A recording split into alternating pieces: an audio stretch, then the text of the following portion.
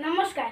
आज आम ओडिसी नृत्यर विभिन्न हस्तमुद्रा विषय जाना यथा ओडिसी नृत्य में 3टी हस्तमुद्रा व्यवहार कराए यथा असंयुक्त हस्तमुद्रा, संयुक्त हस्तमुद्रा, नृत्य हस्तमुद्रा।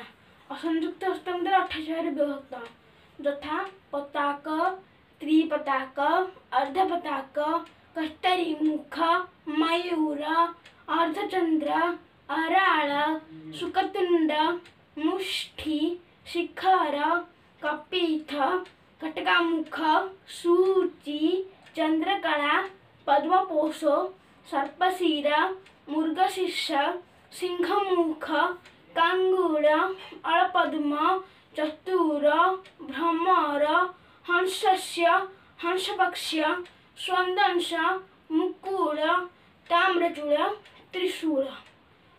यापर आउ गोटे वीडियो रे आमे संयुक्त हस्तमुद्रा विषय आलोचना करिबा।